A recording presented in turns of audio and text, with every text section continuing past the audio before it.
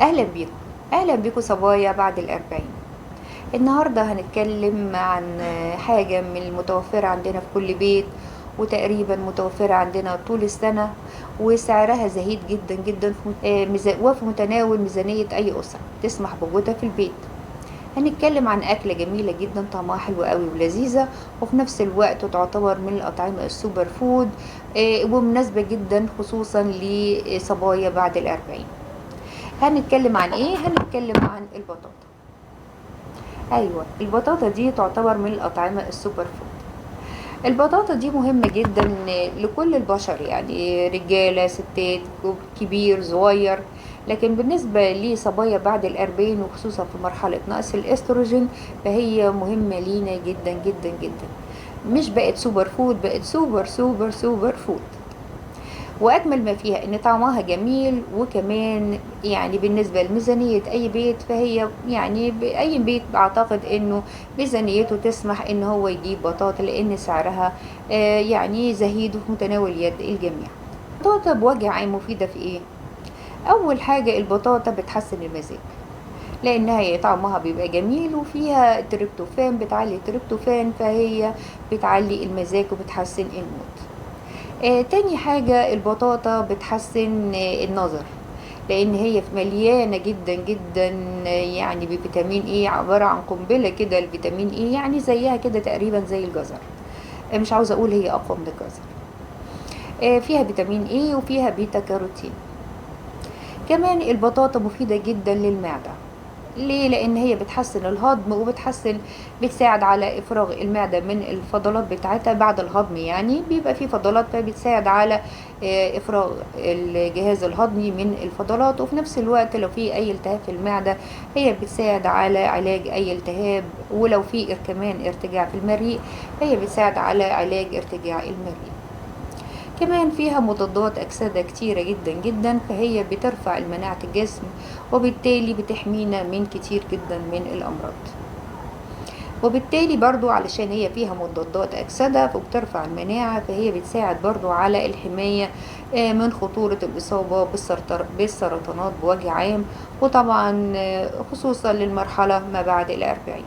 لان طبعا زي ما احنا عارفين برضو نقول نتيجة لنقص الاستروجين واتلخبطة الهرمونات اللي بتحصل لنا، فبنبقى كتير مننا معرضين للإصابة، يعني بخطر، معرضين لخطر الإصابة ببعض أنواع السرطانات. كمان هي مفيدة جدا جدا كمان هي مفيدة جدا لمرضى السكري ومرضى الضغط. ليه مفيدة لمرضى الضغط؟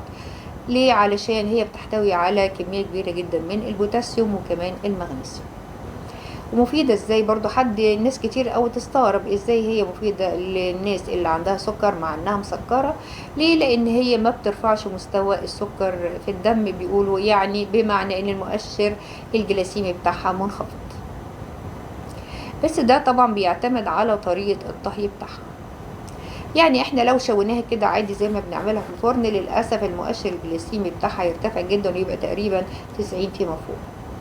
فأنصح لمرضى السكري ان هم يعني لما يجوا يعملوا بطاطا يعملوها بطريقة معينة. ايه بقى هي الطريقة؟ إيه اللي مرضى السكر او خصوصا السكر من النوع التاني لما يجوا ياكلوا بطاطا يعملوها بيها؟ والناس برضو اللي بتعمل دايت او عاوزة تحافظ على وزنها، ما ينفعش ابدا ان هم ياكلوا بطاطا بالطريقة العادية اللي احنا بنعملها، وخصوصا اللي هي ان احنا بنشويها في الفرن. طيب نفترض مثلا ان انا عامله دايت، او ان انا مثلا اي حد فينا عنده مثلا مرض السكر وخصوصا من النوع التاني، ويعني ما ياكلش بطاطا. لا، ده ياكل بطاطا قوي، ده مهم جدا ان ياكل بطاطا. اللي عنده سكر من النوع التاني ياكل بطاطا ازاي؟ وازاي ان هي ما ترفعلوش السكر؟ ده بيعتمد زي ما قلنا على طريقه الطهي. طيب انا مثلا عندي بطاطا وبعمل دايت، او اي حد عنده سكر من النوع التاني ياكل بطاطا ازاي؟ اهم حاجه انا لما اجي البطاطا، اللي عنده سكر النوع التاني او اللي بيعمل دايت، ان ياكل بطاطا بقشرها. ايوه، ياكلها بقشرها، يعني ما يشوهاش بقى ويشيل القشر وياكل اللي جوه. لا، كده للاسف مستوى السكر هيرتفع. طيب انا احب اقول لكم عن الطريقه ديت، وان شاء الله هنعملها في يعني فيديو مستقل، بس اقولها لكم كده باختصار. اي حد بيعمل دايت ان هو يجيب البطاطا، لا اما يسلقها، يا اما ان هو يشويها على البوتاجاز مش جوه الفرن. يعني يجيب كده طاسه ويحط في الطاسه شويه ميه ويقطع البطاطا ترانشات ويسلوها كده، ويعني في شويه ميه كده على البوتاجاز، وما يهرسها بقشرها. ده معناه ان انا اكون غاسله البطاطا كويس جدا جدا جدا، يعني غسلها بقشرها كويس قوي قوي، وبعدين اقطعها سلايد او اقطعها قطع، لا اما اسلوها في الميه او ان انا احطها اشويها كده على البوتاجاز برضو بشويه ميه، وبعد كده اخد البطاطا اهرسها. لو انا يعني ممكن جدا اكلها لوحدها كده، بس مش ههرسها بقى. يعني لو انا عاوزه اكلها من غير هرس اكلها قطع قطع كده خفيفه، بس افيد من ان انا اكلها قطع، الافيد ان انا اهرسها بقشرها. وبعد كده اضيف لها بعض الاضافات اللي بتخليني احس اكتر بالشبع، وتطول مده الهضم بتاع البطاطا، وفي نفس الوقت ما ترفعش سكر الدم. يعني مثلا هنضيف لها علشان يهدي شوية من ارتفاع سكر الدم. يستحسن ان انا اضيف لها زبدة جوز الهند او افوكاتو او اي نوع من انواع المكسرات. طيب انا جبت البطاطا وسلقتها او شويتها على البوتاجاز وبقشرها وهرستها، وحطيت عليها زبدة جوز الهند، او ان شاء الله حتى اي زبدة فلاحي موجودة عندنا، او اي زيت يكون كويس، سواء زيت جوز الهند او زيت جوز الهند او مثلا زيت زيتون، زي ما كل واحد بيتقبل. وممكن كمان قوي قوي وحلو جدا مفيد جدا، هيزود من القيمة بتاعتها الغذائية، ان انا ممكن احط عليها افوكادو. اهرسها وهي سخنة كده، وبعد كده اسيبها تبرد واحطها في التلاجة، واطلعها تاني يوم ادفيها كده في الميكروويف وابتدي اكلها.